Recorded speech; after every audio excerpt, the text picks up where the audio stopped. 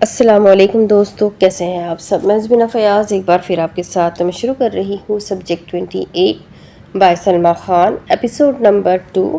اور شروع کرنے سے پہلے ہمیشہ کی طرح کہوں گی، اگر آپ میرے چینل پر نئے ہیں اب تک چینل کو سبسکرائب نہیں کیا تو پلیز چینل کو سبسکرائب کر لیں، بیل آئیکن کو ضرور دبا دیں، کمنٹ کر کے ضرور بتائیں کہ ناول آپ کو کیسا لگ رہا ہے، ساتھ ہی اپنے کانٹیکٹس میں شیئر ضرور کریں کیونکہ یہ رائٹر کا حق ہوتا ہے۔ تو چلیں ہم اس ناول کو آگے سٹارٹ کرتے ہیں۔ دانیال کے فون کی اسکرین پر وہ پیغام ابھی تک چمک رہا تھا، اگر اسے بچا سکتے ہو تو بچا لو۔ چند لمحوں تک وہ خاموش کھڑا رہا، اس کی نظریں سڑک پر تھی مگر ذہن پوری رفتار سے کام کر رہا تھا۔ یہ لوگ کون تھے؟ انہیں فیضان کے بارے میں کیسے معلوم تھا؟ اور سب سے اہم، انہیں دانیال کی ہر حرکت کا کیسے پتہ چل رہا تھا؟ کیپٹن صاحب، فیضان کی آواز نے اس کی سوچ توڑی۔ کیا بات ہے؟ سب خیریت تو ہے؟ دانیال نے فوری فیصلہ کیا۔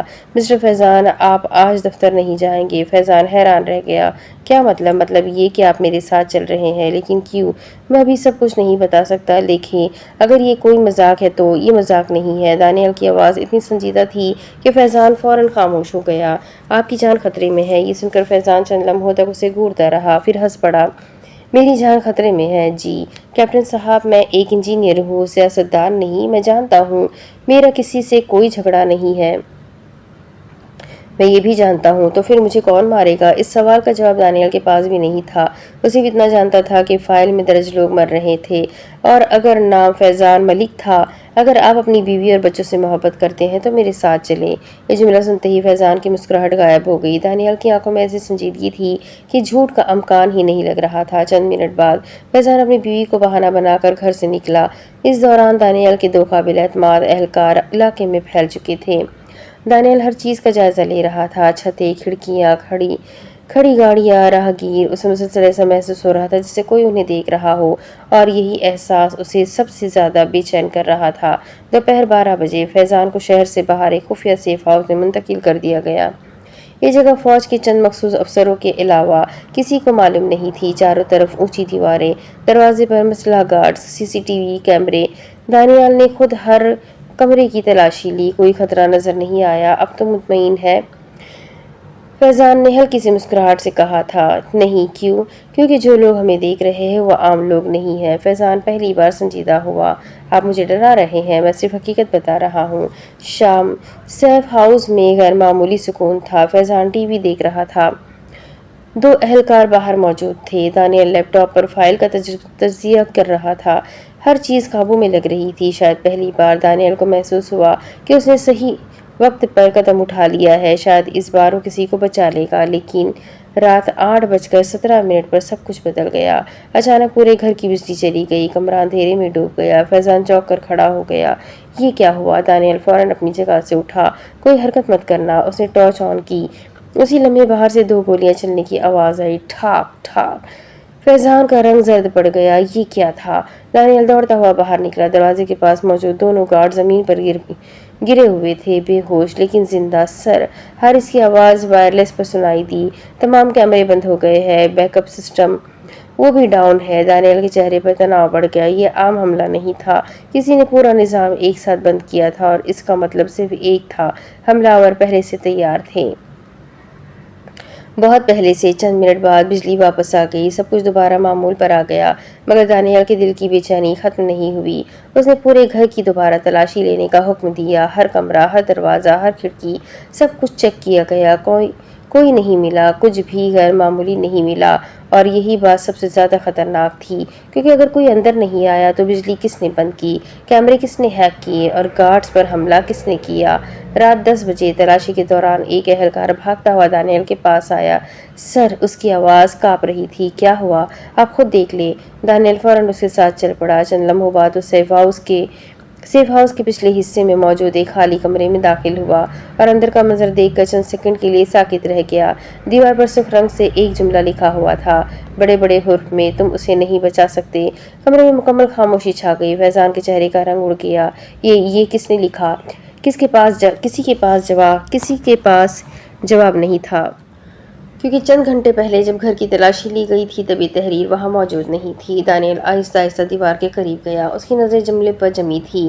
پھر اچانک سے ایک اور چیز نظر آئی۔ جملے کے نیچے ایک عدد لکھا تھا، 09 دانیال کا دل زور سے دھڑکا۔ یہ وہی نمبر تھا جو فائل میں فیضان ملک کے نام کے سامنے درج تھا، F09۔ یعنی یہ پیغام بھیجنے والا صرف فیضان کو نہیں جانتا تھا، وہ فائل تک بھی رسائی رکھتا تھا۔ اور اس لمحے پہلی بار دانیال کے ذہن میں ایک خوفناک خیال آیا، اگر دشمن باہر نہیں اندر ہو تو۔ اس نے آہستہ آہستہ کمرے میں موجود ہر شخص کی طرف دیکھا۔ حارث، گارڈز، اہلکار، فیضان، سب خاموش کھڑے تھے۔ لیکن اب دانیال کو یقین نہیں رہا تھا کہ ان میں سے ہر شخص بے گناہ ہے، کیونکہ جو شخص یہ سب کر رہا تھا اسے ان کی ہر حرکت کا پہلے سے علم تھا، اور ایسی معلومات صرف کسی اندر کے آدمی کے پاس ہو سکتی تھی۔ دیوار پر سرخ رنگ سے لکھا جملہ اب بھی سب کے سامنے موجود تھا، تم اسے نہیں بچا سکتے، اور نیچے لکھا ہوا نمبر 09۔ کمرے میں کھڑے ہر شخص کے چہرے پر پریشانی تھی، مگر دانیال احمد کے لیے مسئلہ صرف یہ جملہ نہیں تھا۔ اصل مسئلہ یہ تھا کہ جملہ لکھا کیسے گیا، کیونکہ سیف ہاؤس کا ہر دروازہ محفوظ تھا، ہر کھڑکی بند تھی، ہر داخلی راستے پر گارڈز موجود تھے، اور پھر بھی کوئی ان کے درمیان آ کر یہ پیغام چھوڑ گیا تھا۔ دانیال نے خاموشی سے سب کی طرف دیکھا، اس کی نظریں ایک ایک چہرے پر رکتی گئی۔ حارث، اسد، کاشف، دیگر اہلکار، اور آخر میں فیضان ملک۔ پہلی بار اسے محسوس ہوا کہ شاید خطرہ باہر نہیں اندر موجود ہے۔ سب کے فون جمع کرو، اس کی اچانک آواز کمرے میں گونجی۔ سب حیران رہ گئے۔ سر، حارث نے چونک کر پوچھا۔ میں نے کہا سب کے فون جمع کرو۔ چند لمحوں بعد سب کے موبائل میز پر رکھے جا چکے تھے۔ دانیال نے ایک ایک فون چیک کرنا شروع کیا۔ Call log, messages, apps, location, history, سب کچھ معمول کے مطابق لگ رہا تھا، لیکن پھر ایک فون پر آ کر اس کا ہاتھ رک گیا۔ وہ فون ایک جونیئر گارڈ کا تھا، نام عثمان۔ بظاہر سب کچھ نارمل تھا، مگر فون میں ایک تصویر موجود تھی، سیف ہاؤس کی، آج صبح کی، اور یہ تصویر اس زاویے سے لی گئی تھی جہاں عام آدمی جا ہی نہیں سکتا تھا۔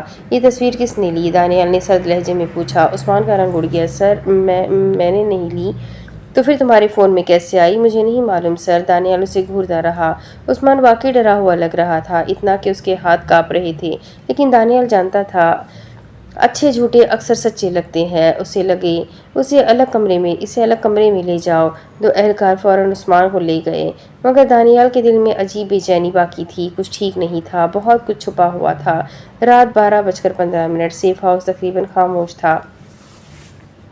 فیضان اپنے کمرے میں تھا، دو گارڈ دروازے کے باہر کھڑے تھے۔ دانیال نگرانی کے کمرے میں بیٹھا کیمروں کی فوٹیج دیکھ رہا تھا۔ اس کی آنکھوں میں نیند نہیں تھی، وہ جانتا تھا کہ دشمن آج کچھ کرے گا، یقیناً کرے گا، کیونکہ اس نے چیلنج دیا تھا، اور ایسے لوگ چیلنج دینے کے بعد خاموش نہیں بیٹھتے۔ اسی دوران ایک اسکرین پر اچانک برف جیسا شور نمودار ہوا۔ شش! تصویر غائب ہو گئی۔ دانیال فوراً سیدھا ہو کر بیٹھ گیا۔ کیا مسئلہ ہے؟ ٹیکنیکل اہلکار فوراً آگے بڑھے۔ سر، کیمرہ نمبر 7 بند ہو گیا ہے۔ کہاں کا کیمرہ ہے؟ اہلکار کا چہرہ زرد پڑ گیا۔ فیضان ملک کے کمرے کے باہر کا۔ دانیال فوراً کھڑا ہو گیا۔ چلو۔ وہ پوری رفتار سے باہر نکلا۔ راہداری میں اس کے قدموں کی آواز گونج رہی تھی۔ 1 منٹ بعد وہ فیضان کے کمرے تک پہنچ گیا۔ دروازے کے باہر دونوں گارڈ موجود تھے۔ بالکل صحیح سلامت، کسی کو اندر جاتے دیکھا نہیں سر۔ کوئی غیر معمولی بات نہیں سر۔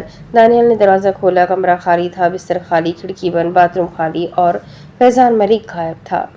کمرے میں مکمل خاموشی چھا گئی۔ چند لمحوں تک کسی کی سمجھ میں نہیں آیا کہ ہوا کیا ہے۔ ناممکن! حارث کے منہ سے نکلا۔ وہ یہاں سے گیا کیسے؟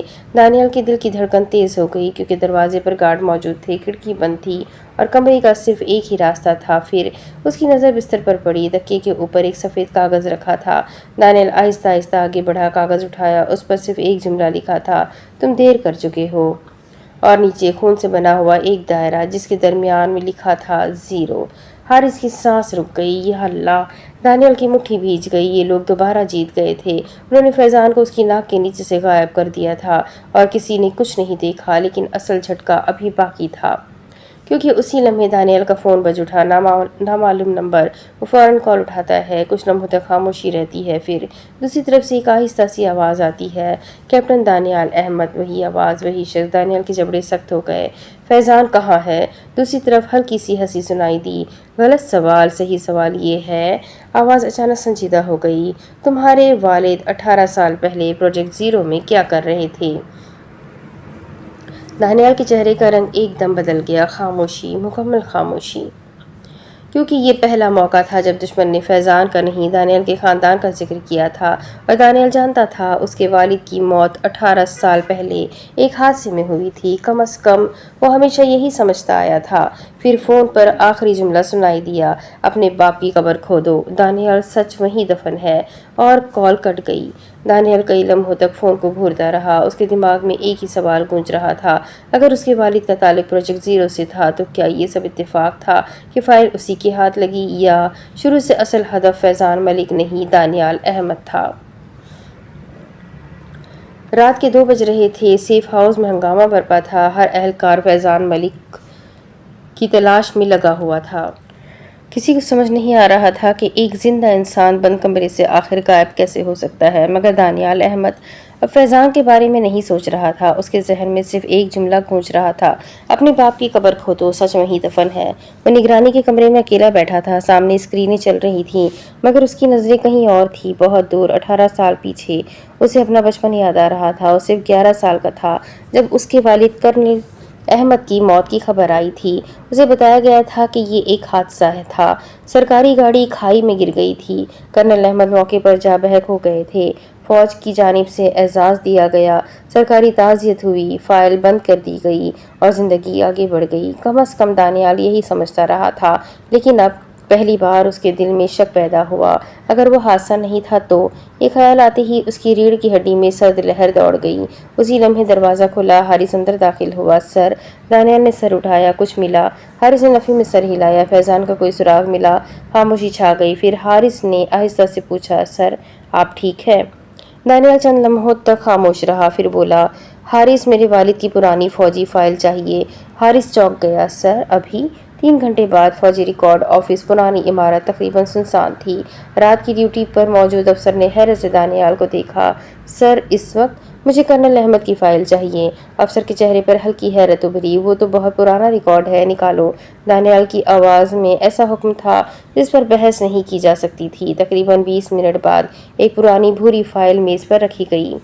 دانیال نے فوراً کھول دی۔ پہلا صفحہ کرنل احمد کی تصویر، دوسرا صفحہ سروس ریکارڈ، تیسرا صفحہ اعزازات۔ سب معمول کے مطابق تھا، لیکن پھر دانیال کی نظر آخری صفحے پر جا کر رک گئی۔ ایک صفحہ غائب تھا، جان بوجھ کر پھاڑا گیا تھا۔ دانیال کی آنکھیں سکڑ گئی۔ یہ صفحہ کہاں ہے؟ افسر گھبرا گیا۔ سر مجھے نہیں معلوم۔ فائل سے صفحہ کس نے نکالا؟ سر یہ تو برسوں پرانا ریکارڈ ہے۔ دانیال خاموش ہو گیا۔ کسی نے فائل کے اندر سے صرف ایک صفحہ نکالا تھا، اور وہ یقیناً سب سے اہم صفحہ تھا۔ اسی لمحے دانیال کا فون بجا، نامعلوم نمبر۔ اس کا دل زور سے دھڑکا۔ اس نے فوراً کال اٹھائی۔ خاموشی، پھر وہی پراسرار آواز، تم سچ کے قریب پہنچ رہے ہو دانیال۔ دانیال کے جبڑے سخت ہو گئے۔ فیضان کہاں ہے؟ ہلکی سی ہنسی سنائی دی۔ تم اب بھی فیضان کے بارے میں سوچ رہے ہو؟ وہ زندہ ہے۔ خاموشی، پھر جواب آیا، ابھی؟ دانیال کی آنکھوں میں غصہ ابھر آیا۔ تم چاہتے کیا ہو؟ چند لمحے خاموشی رہی، پھر پہلی بار آواز سنجیدہ ہوئی، میں چاہتا ہوں تم وہ دیکھو جو 18 سال پہلے تمہارے باپ نے دیکھا تھا۔ دانیال کا دل زور سے دھڑکا، کیا سچ؟ پھر کال کٹ گئی۔ صبح 6:40۔ دانیال اور حارث ہیڈ کوارٹر واپس جا رہے تھے۔ سڑک تقریباً خالی تھی، آسمان پر سورج نکل رہا تھا، مگر دانیال کے اندر اندھیرا بڑھتا جا رہا تھا۔ اسی دوران حارث کا لیپ ٹاپ اچانک بیپ کرنے لگا۔ سر کیا ہوا؟ کسی نے ہمارے سسٹم میں فائل بھیجی ہے۔ دانیال فوراً اسکرین کے قریب آیا۔ صرف ایک ویڈیو فائل موجود تھی، نام واچ می۔ کمرے میں خاموشی چھا گئی۔ کھولو۔ حارث نے ویڈیو چلائی۔ اسکرین سیاہ ہوئی۔ چند لمحوں بعد تصویر نمودار ہوئی، ایک اندھیرا کمرہ، ایک کرسی، اور کرسی سے بندھا ہوا فیضان ملک۔ فیضان کے چہرے پر خون کے نشان تھے۔ وہ زندہ تھا، مگر بری حالت میں۔ یا اللہ! حارث کے منہ سے نکلا۔ فیضان نے کانپتی آواز میں کہا، اگر کوئی یہ ویڈیو دیکھ رہا ہے تو خدا کے لیے مجھے یہاں سے نکالو۔ اچانک پیچھے سے قدموں کی آواز آئی، ٹھک ٹھک ٹھک۔ کوئی شخص اندھیرے سے باہر آیا، مگر اس کا چہرہ نظر نہیں آ رہا تھا، صرف سیاہ دستانے، سیاہ لباس، اور ہاتھ میں ایک پرانی تصویر۔ اس شخص نے تصویر فیضان کے سامنے لہرائی، پھر کیمرے کے بالکل قریب آ گیا، اور پہلی بار اس کی آواز صاف سنائی دی، دانیال، اگر اپنے باپ کی حقیقت جاننی ہے تو پرانی قبرستان روڈ پر آؤ، اکیلے۔ پھر اس نے تصویر کیمرے کے سامنے کر دی۔ تصویر دیکھتی ہی دانیال کی سانس رک گئی، کیونکہ تصویر میں 2 لوگ کھڑے تھے، ایک کرنل احمد اور دوسرا دانیال خود۔ बचपन में और दानियाल को यकीन था उसने ये तस्वीर अपनी पूरी ज़िंदगी में कभी नहीं देखी थी। वीडियो अचानक ख़त्म हो गई। कमरे में खौफनाक खामोशी छा गई। अब मामला सिर्फ फैज़ान मलिक का नहीं रहा था, ना ही सिर्फ प्रोजेक्ट ज़ीरो का। अब ये दानियाल की अपनी ज़िंदगी का राज बन चुका था। और सबसे ख़तरनाक बात, ऐसा लग रहा था जैसे किसी ने बरसों पहले ही दानियाल के लिए एक खेल तरतीब दे रखा था और वो आहिस्ता आहिस्ता उसी रास्ते पर चल रहा था जिस पर चलने के बाद उसके वालिद कभी वापस नहीं आए थे। वीडियो खत्म होते ही दानियाल फौरन खड़ा हो गया। गाड़ी निकालो सर, ये जाल भी हो सकता है, हारिस ने कहा। मुझे मालूम है, फिर भी जाएंगे। दानियाल ने सीधी नज़र उस पर डाली। फैज़ान जिंदा है और मेरे वालिद का राज भी वही है। 1 घंटे बाद कराची के पुराने इलाके में मौजूद कब्रिस्तान रोड तकरीबन खाली सुनसान थी। बारिश शुरू हो चुकी थी। सड़क पर धुंध सी फैली हुई थी। दानियाल अकेला था, कम से कम ज़ाहिरी तौर पर, क्योंकि दूर फासले पर हारिस और उसकी टीम खुफिया निगरानी कर रही थी। अचानक उसकी नज़र एक बूढ़े शख्स पर पड़ी। सफ़ेद दाढ़ी, पुराना कोट और हाथ में लालटेन। वो सीधा दानियाल की तरफ बढ़ा। तुम कर्नल अहमद के बेटे हो? दानियाल चौंक गया। आप मेरे वालिद को जानते थे? बूढ़ा मुस्कुराया, बहुत अच्छी तरह। फिर उसने जेब से एक पुरानी चाबी निकाली। ये तुम्हारे लिए छोड़ गए थे। दानियाल ने हैरत से चाबी पकड़ी। कौन सी चाबी? सच की। इतना कहकर बूढ़ा शख्स मुड़ा और धुंध में गायब हो गया। दानियाल फौरन उसके पीछे भागा, लेकिन वहां कोई नहीं था, सिर्फ खाली सड़क, जैसे वो शख्स कभी मौजूद ही न था। उसी रात चाबी के साथ एक नंबर लिखा था, B17। काफ़ी तलाश कर मालूम हुआ कि शहर के पुराने बैंक का एक लॉकर नंबर था। बैंक बरसों पहले बंद हो चुका था, मगर जेर ज़मीन लॉकर्स अब भी मौजूद थे। दानियाल और हारिस वहां पहुंच गए। चाबी घुमाई गई, लॉकर खुला और अंदर एक पुरानी वीडियो कैसेट, एक डायरी और एक तस्वीर देखकर दानियाल की आंखें फैल गई। क्योंकि तस्वीर में उसके वालिद खड़े थे और उनके साथ एक छोटा लड़का। दानियाल नहीं, कोई और। पीछे तारीख लिखी थी 2008, जबकि वो लड़का 2010 में मर चुका था। सरकारी रिकॉर्ड के मुताबिक बड़ा ट्विस्ट, डायरी खोलने पर पहला जुमला लिखा था, अगर तुम ये पढ़ रहे हो तो समझ लो कि मैं मर चुका हूँ, और अगर मेरी मौत को हादसा कहा गया है तो वो झूठ है। दानियाल के हाथ कांप गए। ये उसके वालिद की लिखाई थी। वो तेजी से अगला सफ़ा पलटता है और वहाँ लिखा होता है, प्रोजेक्ट ज़ीरो लोगों को नहीं मारता, प्रोजेक्ट ज़ीरो लोगों को बदल देता है। कमरे में खामोशी छा गई। बदल देता है? हारिस ने हैरत से कहा। अगला सफ़ा। हम बच्चों पर तजुर्बात कर रहे थे। उनकी याददाश्तें बदली जा रही थी, उनकी शनाख्तें तब्दील की जा रही थी। दानियाल की सांस रुक गई। ये क्या बकवास है? फिर आखिरी लाइन पढ़ी और दुनिया जैसे रुक गई। दानियाल उन बच्चों में से एक था। खामोशी, मुकम्मल खामोशी।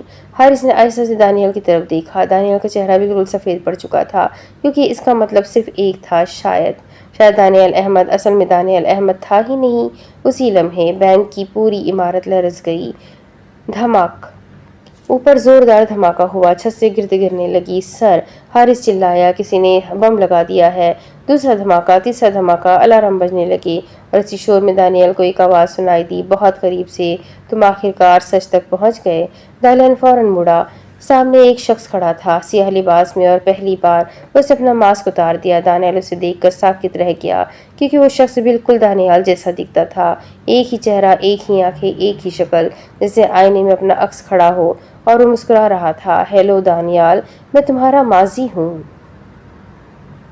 धमाकों की आवाज़ अब भी गूंज रही थी। ऊपर पूरी इमारत लरज़ रही थी, गर्द हवा में फैल चुकी थी।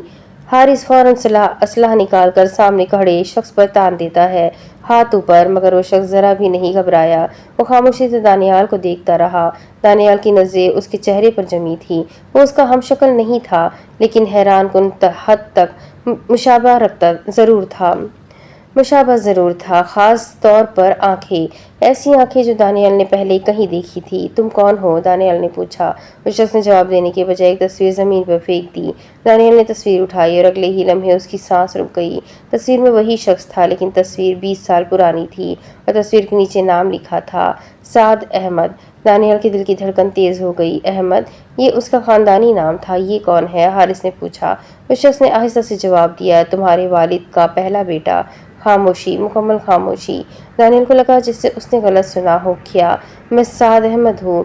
اور کرنل احمد میرا باپ تھا۔ دانیال کی دنیا جیسے رک گئی۔ اسے اپنی پوری زندگی میں کبھی نہیں بتایا گیا تھا کہ اس کا کوئی بڑا بھائی بھی تھا۔ اسی وقت عمارت میں ایک اور دھماکہ ہوا۔ ہمیں نکلنا ہوگا، حارث چلایا، مگر سعد نے سر ہلایا۔ دیر ہو چکی ہے۔ پھر اس نے دانیال کی طرف ایک چھوٹی سی ڈرائیو پھینکی۔ اگر سچ جاننا ہے تو اسے دیکھنا، اور اگلے ہی لمحے بتیاں بجھ گئی۔ پورا ہال تاریکی میں ڈوب گیا۔ چند سیکنڈ بعد جب ایمرجنسی لائٹ جلی، سعد غائب تھا، جیسے کبھی وہاں تھا ہی نہیں۔ اسی رات دانیال اور حارث ایک خفیہ دفتر میں بیٹھے تھے۔ سامنے لیپ ٹاپ پر وہی ڈرائیو لگی ہوئی تھی۔ اس میں صرف ایک فائل تھی، نام سبجیکٹ 27۔ ویڈیو چلی، اسکرین پر ایک لیبارٹری نمودار ہوئی، سفید دیواریں، ڈاکٹرز، مشینیں، اور درمیان میں ایک چھوٹا سا بچہ تقریباً 10 سال کا۔ دانیال کا سانس رک گیا کیونکہ وہ بچہ خود دانیال تھا۔ ویڈیو میں ایک ڈاکٹر کہہ رہا تھا، سبجیکٹ 27 کی یادداشت کامیابی سے تبدیل کر دی گئی ہے، پرانا ریکارڈ ختم، نئی شناخت فعال۔ حارث نے حیرت سے دانیال کی طرف دیکھا۔ دانیال کے ہاتھ کانپ رہے تھے، مگر اصل جھٹکا ابھی باقی تھا۔ ویڈیو کے آخری حصے میں ایک آدمی اندر داخل ہوا۔ کیمرہ اس کے چہرے پر فوکس ہوا اور دانیال کی آنکھیں پھیل گئی، کیونکہ وہ شخص کوئی اور نہیں بلکہ کرنل احمد تھے، اس کے والد۔ اور ویڈیو میں وہ کہہ رہے تھے، اگر یہ بچہ زندہ رہا تو ایک دن پروجیکٹ زیرو ختم کر دے گا۔ ویڈیو ختم، کمرے میں خاموشی چھا گئی۔ اب پہلی بار دانیال کو احساس ہوا، اس کے والد پروجیکٹ زیرو کا حصہ ضرور تھے، لیکن شاید وہ اس کے خلاف بھی تھے، اور شاید انہیں اسی لیے قتل کیا گیا تھا۔ آخری سین۔ اسی وقت حارث کا فون بجا، ایک ایمرجنسی کال، سر۔ دوسری طرف سے گھبرائی ہوئی آواز آئی، فیضان ملک مل گیا ہے۔ کہاں؟ جواب سن کر اس کے چہرے کا رنگ بدل گیا۔ سر، فیضان زندہ ہے، لیکن وہ ایک نام بار بار لے رہا ہے۔ کون سا نام؟ چند لمحے خاموشی رہی، پھر جواب آیا، روشانہ۔ دانیال رک گیا، کیونکہ اس نے یہ نام پہلے کبھی نہیں سنا تھا، اور اسے ابھی معلوم نہیں تھا کہ یہی نام پوری کہانی کا سب سے خطرناک راز بننے والا تھا۔ اب اس کے آگے کی کہانی میں آپ کو پھر اگلے ویڈیو میں سناؤں گی۔ ناول بہت انٹرسٹنگ ہے، تو میرے ساتھ بنے رہے۔ ویڈیو کو لائک کریں، چینل کو سبسکرائب کریں، بیل آئیکن کو ضرور دبائیں۔ ملتے ہیں اگلے ویڈیو میں، تب تک کے لیے اپنا خوب سارا خیال رکھیں، مجھے بھی دعاؤں میں یاد رکھیں۔ اللہ حافظ۔